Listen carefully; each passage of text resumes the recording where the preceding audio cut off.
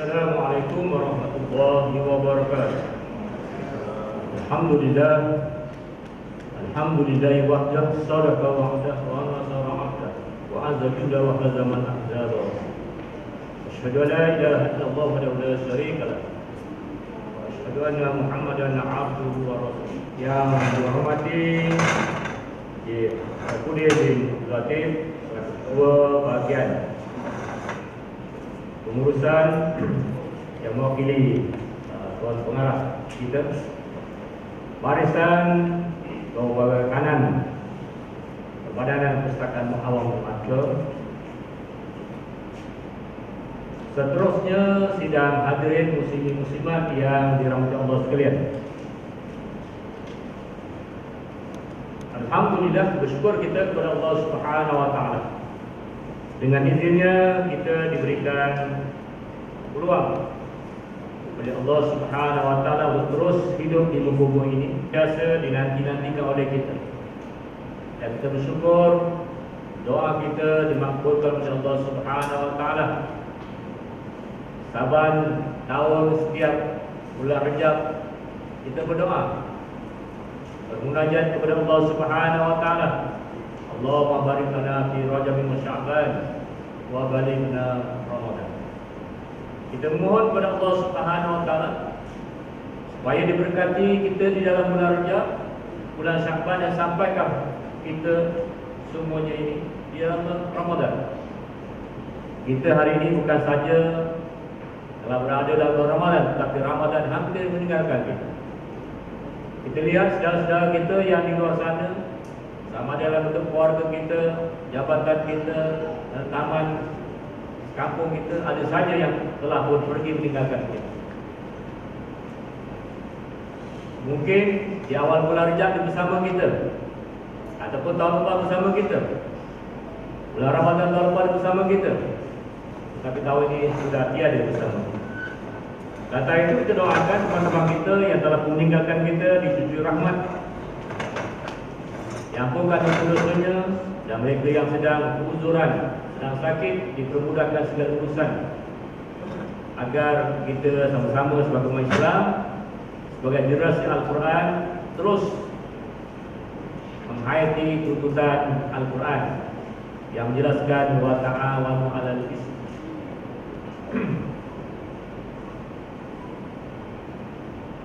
Yang disebutkan Al-Quran, wa ta'awanu 'alal birri wat taqwa wa la ta'awanu 'alal ismi wal 'udwan.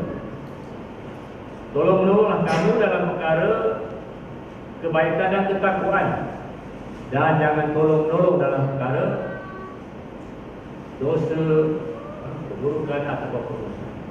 Muslimin muslimat yang sekalian, saya bersyukur kepada Allah Subhanahu wa taala. Next. Dengan izinnya dapat sama-sama berada dalam dewan ini, dalam majlis yang telah diatur oleh Kerajaan Malaysia, iaitu program Al-Quran. Dan kita berdoa kita dapat terus menghayati Al-Quran sebagai petunjuk, sebagai huda, sebagai Quran dalam kehidupan manusia. Siapa yang jaga?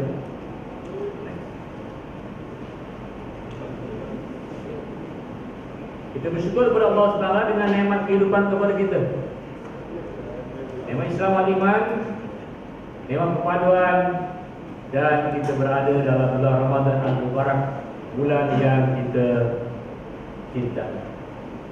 Maka bila sebut Al-Quran, sudah tentulah kita tidak boleh lari daripada melihat sejarah penurunan Al-Quran, nuzul Al-Quran, yang telah pun diturunkan secara berperingkat-peringkat, sekaligus dan juga secara berperingkat kepada Nabi SAW selama 23 tahun, menguraikan segala permasalahan manusia, soal jawab manusia, para sahabat, dan juga keperluan-keperluan hukum hakam yang telah pun lengkap diturunkan, bermula daripada ayat yang pertama, Iqra bismi rabbikal ladzi khalaq.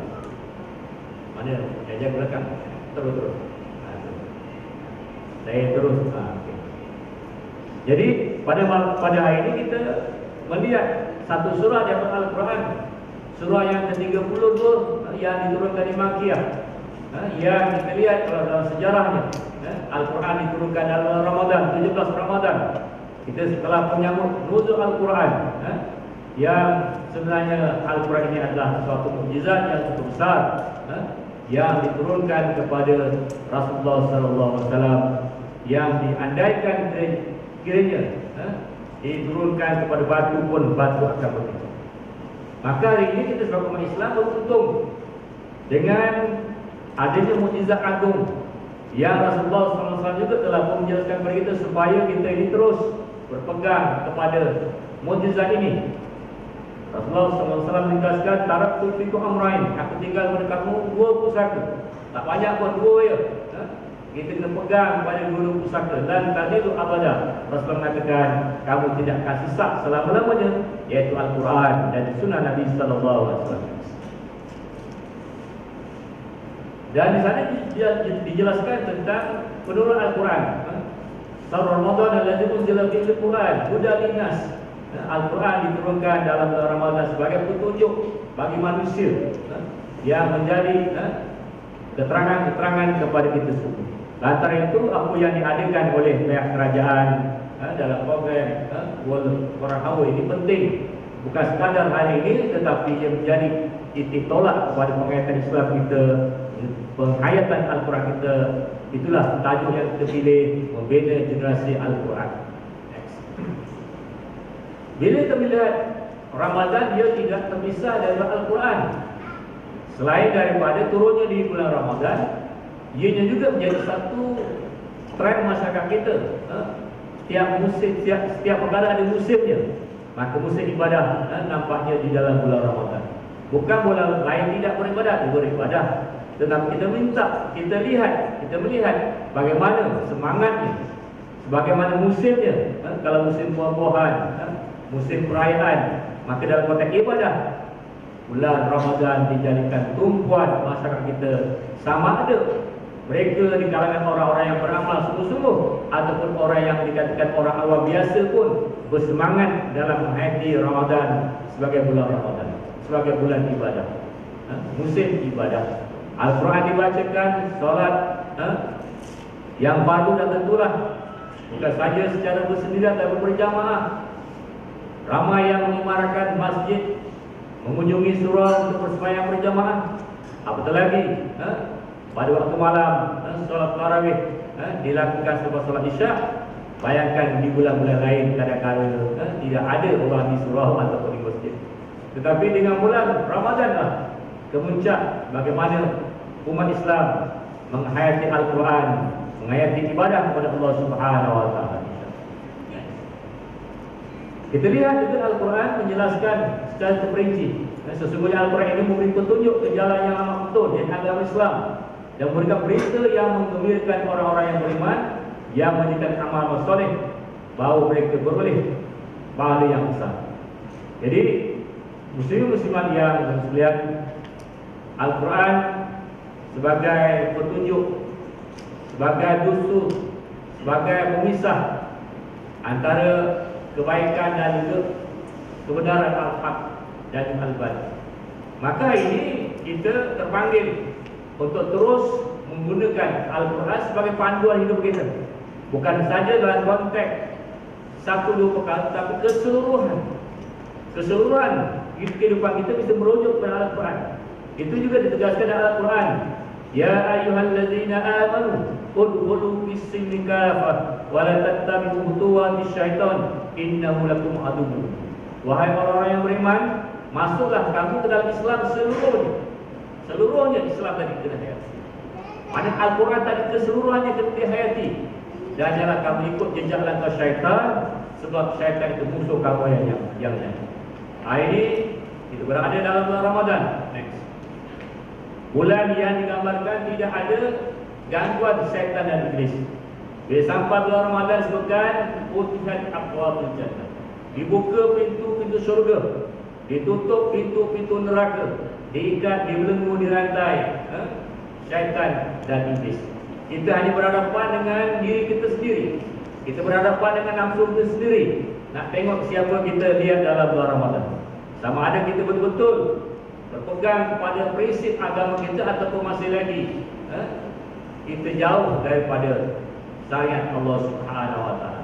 Kalau di bulan lain pun kita mengatakan perkara-perkara yang tidak baik, kita jadi pemarah, kita jadi pemabuk, kita kaki maksiat dan sebagainya, kita kata itu sebab syaitan ganggu kita, sebab hasutan syaitan, sebab godaan iblis. Tetapi kalau dalam Ramadan masih juga lagu yang sama, masih perangai yang sama juga, hanya orang kata tak makan tak minum, tak kata puasa lah, tetapi yang lain masih lagi on, masih lagi buat, itulah watak kita sebenarnya, bukan sebab syaitan dan iblis.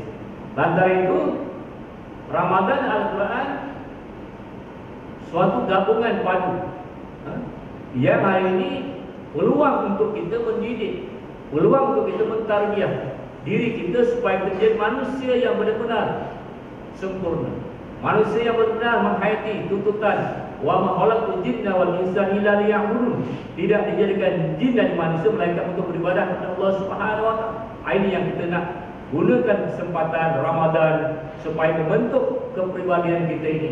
Maklumlah di bulan-bulan lain kita sibuk dan mungkin tidak terarah lantaran maklumlah persintaran kita kadang-kadang mendorong kepada perkara-perkara yang melalai. Kerana kehidupan manusia ini perlu kepada persintaran bi'ah Islamiyah, bi'ah solehah, suasana persintaran yang baik. Kalau persintaran tadi mendorong kepada yang kebaikan, insya-Allah kita pun akan jadi baik. Tetapi kadang-kala situasi persintaran kita mendorong kepada yang negatif, maka anak-anak kita terdorong melakukan yang negatif. Tetapi hari ini seluruh masyarakat dan sistem pentadbiran negara kita menjurus kepada menghayati program Ramadan. Pemimpin diturun kepada program Al-Quran dijadikan harus perdana negara. Maka kenapa tidak kita sebagai orang-orang awam, apatah kita sebagai pejabat awam tidak menyokong, tidak menyertai, tidak menghayati kehendak Al-Quran ini. Sebab itulah disebutkan kita perlu menjadikan Al-Quran yang telah diturunkan selama 23 tahun pada Rasulullah SAW untuk jadi panduan kepada kita. Dan hari ini kita bertuah kerana berada 1 jam bersama Al-Quran yang diprogramkan. Bayangkan kalau tidak program 1 jam bersama Al-Quran, mungkin orang kita lupa dan Al-Quran. Al-Quran hanya sekadar di almari-almari, Al-Quran hanya sekadar di pameran saja. Tetapi hari ini insya-Allah berada dalam bulan Ramadan, lawangan Al-Quran berada di mana-mana saja. Kita sembahyang di masjid di surau dan dalam program tarawih berimamkan imam Hafiz yang membaca Al-Quran, menghafal Al-Quran. Ini kehebatan negara kita, insya-Allah. Ini sebagai panduan yang tuan-tuan telah bermaklum peringkat penurunan Al-Quran, penurunan dari Allah Subhanahu Wa Taala ke Lauh Mahfuz, kemudian daripada Lauh Mahfuz ke Baitul Izzah, ke langit dunia, dan seterusnya daripada Tuan Jibril alaihissalam dan kepada Rasulullah sallallahu alaihi wasallam selama prosesnya 23 tahun, dan ketika itu bagi dia berusia 41 tahun. Terus menerima wahyu dari Allah Subhanahu Wa Taala dalam berbagai cara dan kaedah, dan akhirnya hari ini kita dapat memegang mushaf Al-Quran yang sempurna dengan pelbagai panduan-panduan, tajwidnya, tarumnya dan hukum yang berkaitan dengan Al-Quran, termasuk juga terjemahan yang semalam dilancarkan. Bagaimana terjemahan daripada berbagai bahasa, khususnya bahasa Cina juga telah dilancarkan. Begitu juga bagi sahabat-sahabat kita yang diuji dengan tidak ada penglihatan tetapi mampu membaca Al-Quran. Ini juga suatu mukjizat Allah Subhanahu Wa Taala. Malah mereka menjadi johan dalam hafazan Al-Quran, dalam tilawah Al-Quran, walaupun mereka tidak mampu melihat. Jadi itulah satu keistimewaan Al-Quran ini. Al-Quran sebagai mukjizat, mukjizat yang kalau kita lihat sejarah para nabi rasul dahulu, terkenal dengan mukjizat tongkat Nabi Yusuf yang menyelamatkan kaumnya daripada kezaliman Firaun. Itu juga dengan tongkat Nabi Musa, terpancarnya mata air dari batu yang memberikan rezeki kepada kaumnya. dan pelbagai lagi lah mukjizat-mukjizat. Termasuklah ketika golongan Bani Israel kelaparan, maka diturunkan manna wa salwa. Tetapi umat dahulu tidak bersyukur. Dia tidak bersyukur dengan apa yang diperolehi. Dia rasa bila dapat manna wa salwa ini pun dia kata jemu. Bosan, dia nak cari makanan lain. Minta supaya Nabi Musa minta dengan Tuhan makanan yang lain. Dan Nabi Musa mengatakan, adakah kamu nak menukar sesuatu yang baik dengan yang tidak baik? Begitu juga umat dahulu begitu menimbulkan banyak masalah sehingga pelbagai peristiwa diberikan tetapi mereka tidak bersyukur. Dan hari ini kita juga dinyatakan oleh Al-Quran, kita di kalangan hamba Allah terlalu sedikit di kalangan hamba yang bersyukur. Maka marilah kita menjadi orang yang bersyukur. Walaupun sedikit, kita lah yang termasuk dalam golongan yang sedikit. Mudah-mudahan dengan nikmat yang Allah berikan kepada kita, kita akan menjadi golongan yang mensyukuri nikmat Allah Subhanahu wa taala. Dan hari ini kita sudah berada di 24 Ramadan. Sedangkan saudara kita tidak dapat bertemu dengan Ramadan. Antara itu, dalam konteks Al-Quran sudah tidak boleh dicabar lagi. Al-Quran cabar kita, Allah cabar kita. Kalau kita tak percaya, kalau kita kurang yakin, buatlah satu ayat, panggillah seluruh makhluk yang ada, termasuk jin, untuk mengumpulkan satu ayat, bukan satu Al-Quran, satu ayat daripada Al-Quran, tetapi gagal. Lantaran itulah kita yakin Al-Quran sebagai kitab Allah yang termasuk dalam rukun iman yang mesti kita imani. Termasuk juga apa sahaja sistem yang diaturkan dalam Al-Quran, apa sahaja hukum hakam yang terkandung dalam Al-Quran mesti diimani. Bukan beriman dalam konteks beriman Quran, tetapi masih lagi mempertikaikan kandungan-kandungan Al-Quran. Lantaran itu yang dikatakan orang beriman tadi, dia kena yakin, innamal mu'minuna allazina amanu billahi wa rasulih tsumma lam yartab. Sesungguhnya orang beriman tadilah dia beriman dengan Allah dan Rasulnya, kemudian tidak ragu-ragu, tidak ada syak wa sangka, mesti yakin dengan jazam. Sebab itulah dalam konteks ibadah puasa Allah menyatu kita dengan panggilan yang cukup mulia, ya ayyuhallazina amanu. Wahai orang-orang yang beriman, Allah panggil kita ke panggilan orang beriman. Siapa orang beriman? Sudah tentulah kita. Kita akan menjawab, ya Allah, kami orang beriman. Kami mendengar panggilan-Mu ya Allah. Apa panggilan-Mu ya Allah? Apa perintah-Mu ya Allah? Maka Allah teruskan. Maka Allah sebutkan, ya ayyuhallazina amanu kutiba alaikumus syiyam kama kutiba alal ladzina min qablikum la'allakum tattaqun. Next. Sabar jaga dulu. Kena lagi sikit. Terus.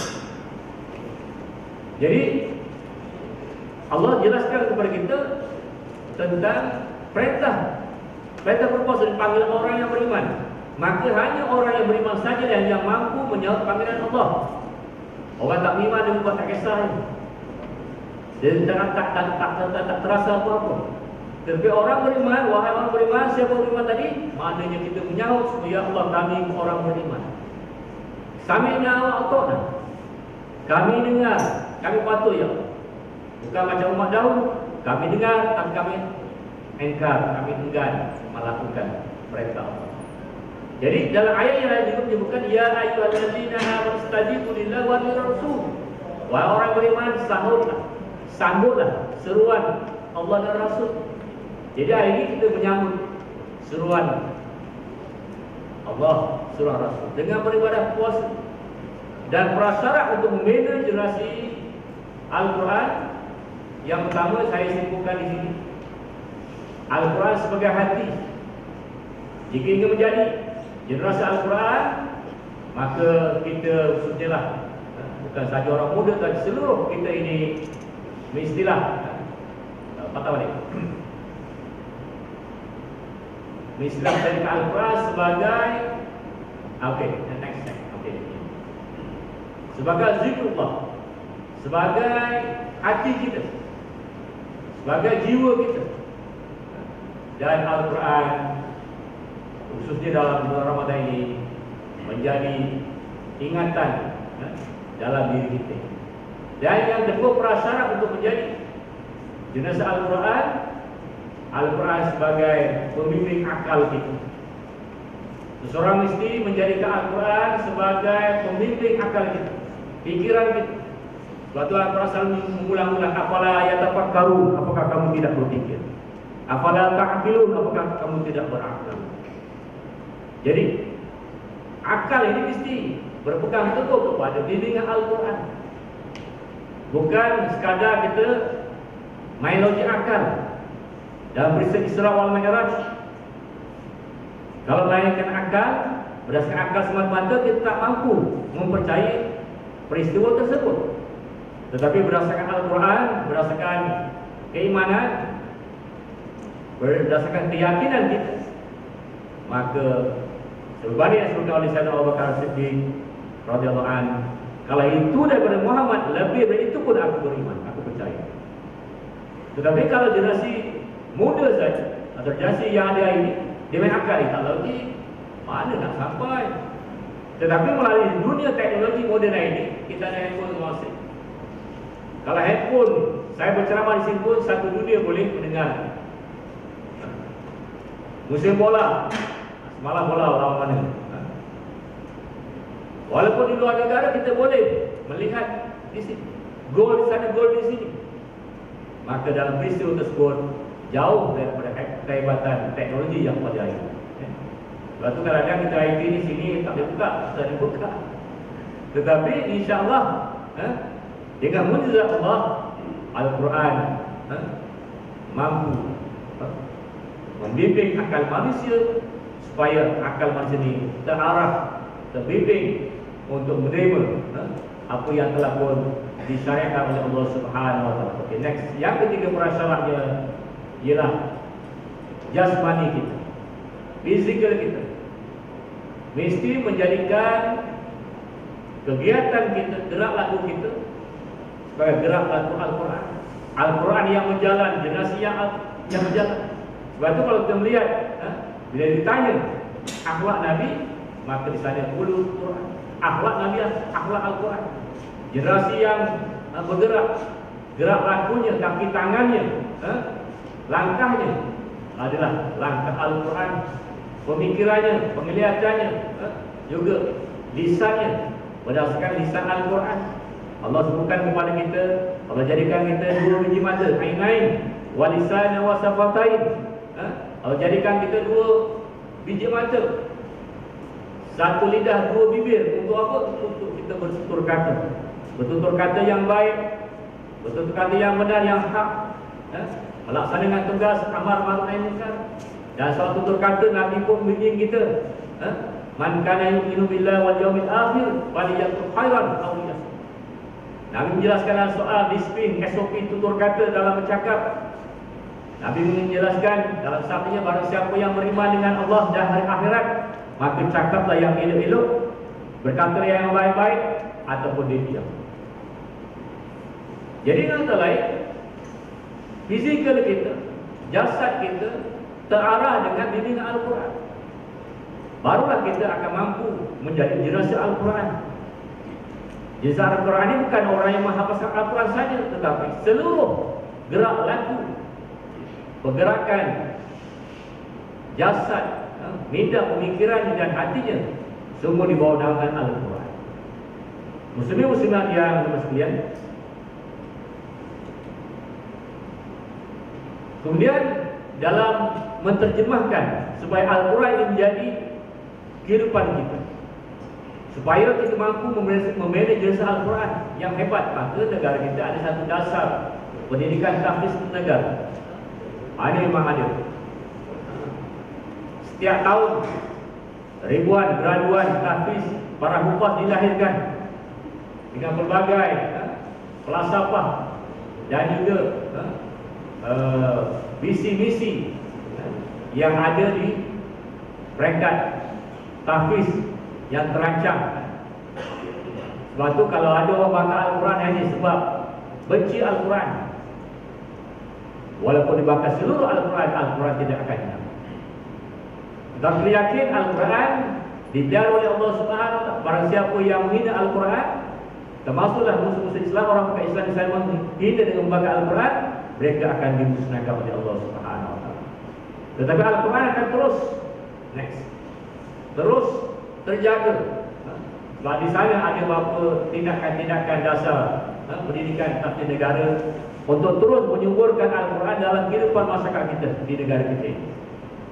Setiap negeri dan negara kita melahirkan pelbagai ribuan graduan kursus Al-Quran, bukan saja dalam konteks menghafal Al-Quran, tetapi dengan pelbagai gabungan padu hari ini kita ada jalinan dengan program-program pengajian di pusat-pusat pengajian tinggi yang lahir para doktor, para engineer, para accountant, para arkitek yang menghafal Al-Quran.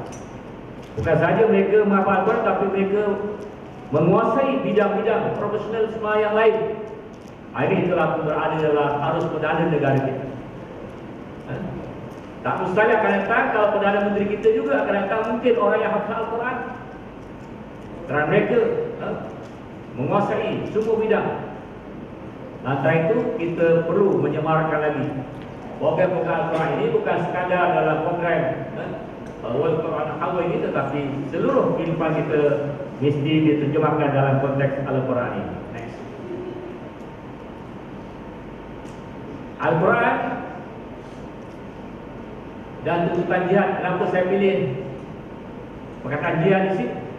Kerana sepanjang Ramadan kita sedang berjihad, dan bulan-bulan lain juga kita dituntut berjihad. Dan jihad ini kadang-kadang amat ditakuti oleh manusia. Jihad ni jarang-jarang dengar. Yang dengar selalu jihad jahat. Jihad jarang-jarang kedengaran. Kalau jihad kata, wah ini teroris. Ini pandangan yang zero, pandangan yang salah. Kita perlu berjihad, dan sekarang kita berjihad dalam bulan Ramadan, berjihad melawan hawa nafsu kita. Berjihad menghadapi ujian-ujian yang baru ini kita diuji, dan sekarang sedang diuji dengan COVID-19. Kita diuji dengan banjir besar, kita diuji dengan berbagai lagi musibah. Kebakaran yang menyebabkan ratusan rumah di Tawau baru-baru ini. Di negara lain pula berbagai lagi ujian musibah yang melanda, peperangan, menyebabkan pelarian. Ini jihad yang perlu kita hadapi. Kita perlu berjihad melawan hawa nafsu kita. Dan waktu lihat di sini dikatakan oleh Rasulullah SAW, disabdakan, ia adalah suatu kaum yang meninggal jihad, melainkan Allah SWT menimpakan azab kepada mereka.